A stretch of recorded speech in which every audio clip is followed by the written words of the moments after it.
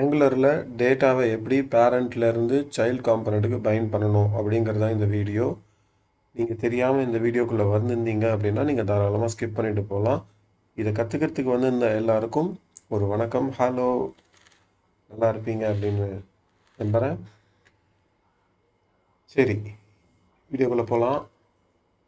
என்ன பண்ண போகிறோம் இன்றைக்கி, ஒரு பேரண்ட் காம்பனண்ட்லேருந்து எப்படி சைல்டு காம்பனண்ட்டுக்கு டேட்டாவை அனுப்பணும் இதுதான் பார்க்க போகிறோம். ரைட், எல்லாமே கரெக்டாக ஒர்க் ஆகுதான்னு செக் பண்ணிக்கிட்டேன்.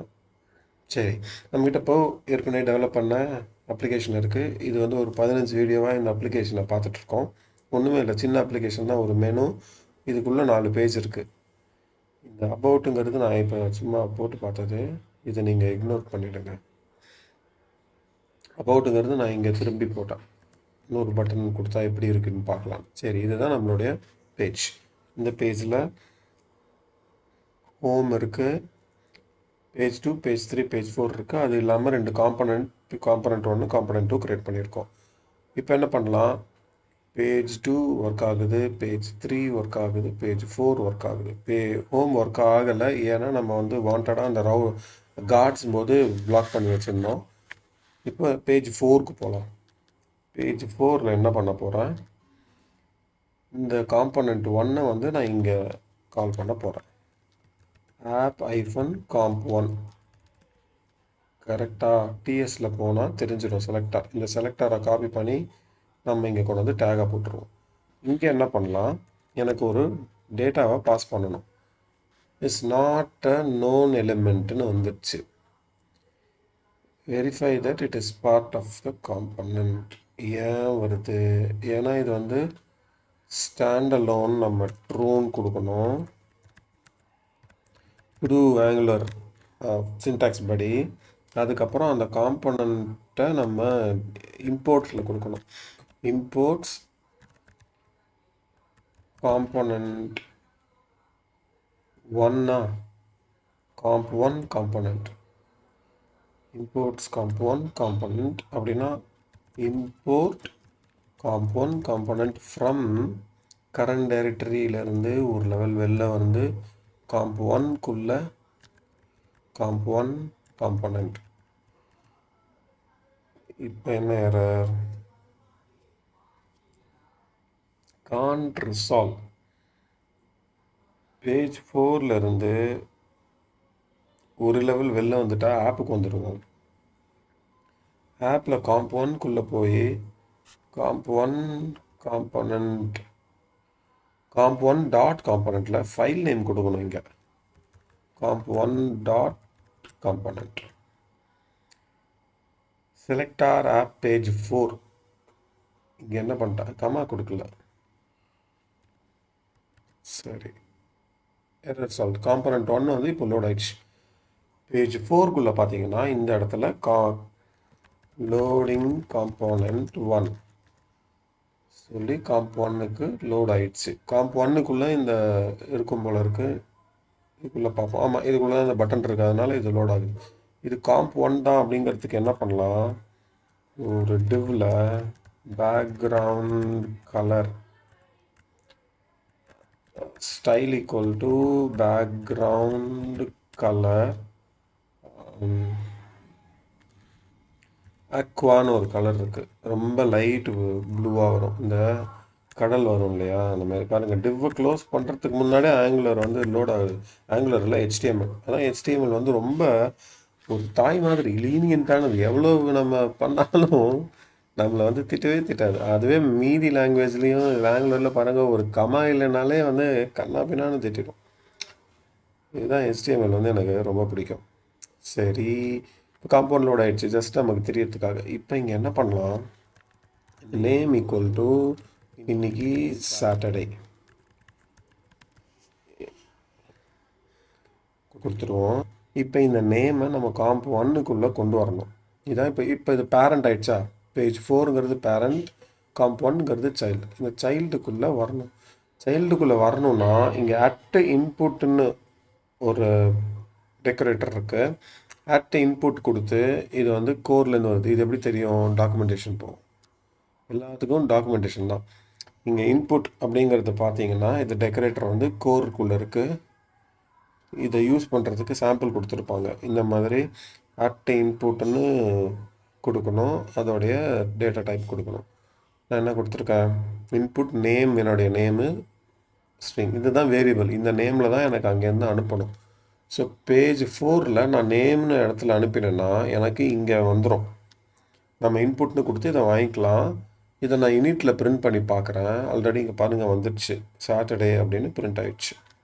இது ஒரு ரொம்ப சின்ன எக்ஸாம்பிள், ஆனால் ரொம்ப யூஸ்ஃபுல்லானது.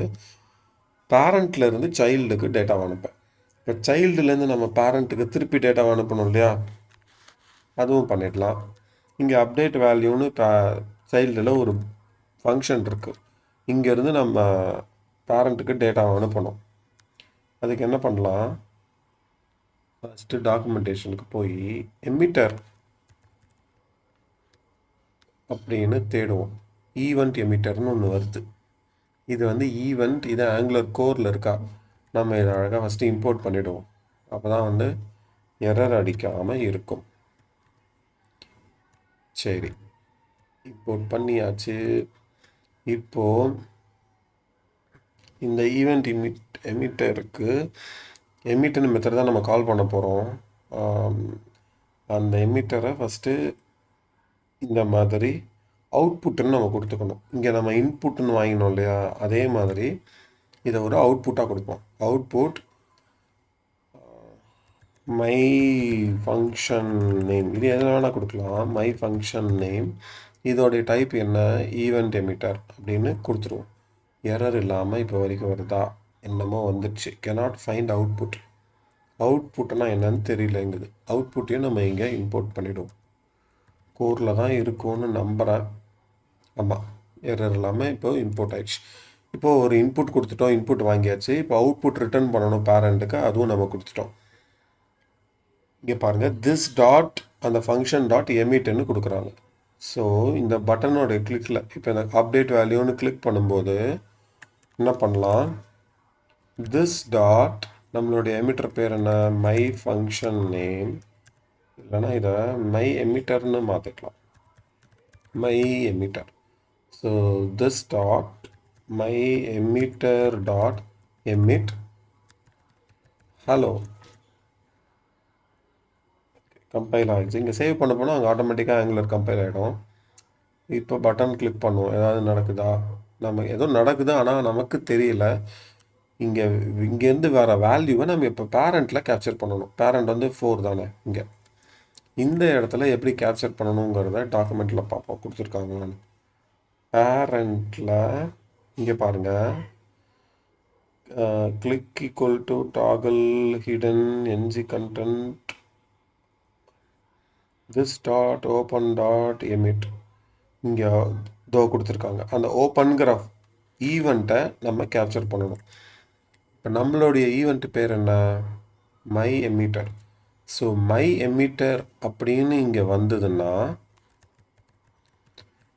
Equal to my custom function நம்ம ஒன்று கால் பண்ணிப்போம். அதுக்கு டாலர் ஈவெண்ட்டை அனுப்பிடுவோம். இப்போ இந்த மை கஸ்டம் ஃபங்க்ஷனை இப்போ நான் சேவ் கொடுத்தோன்னே ஆங்குலர் வந்து இந்த மாதிரி ஒரு ஃபங்க்ஷன் இல்லை இல்லை இல்லை இல்லைன்னு கத்த ஆரம்பிச்சிடும். ஸோ போய் அந்த ஃபங்க்ஷனுக்கு கொடுத்துருவோம். பேஜ் 4ல் இந்த மாதிரி ஒரு ஃபங்க்ஷன் ஈவெண்ட் எனி, இப்போ சேவ் பண்ணோன்னே ஓகே ஃபங்க்ஷன் எனக்கு கிடச்சிச்சு அப்படின்னு அமைதியாக. So console dot log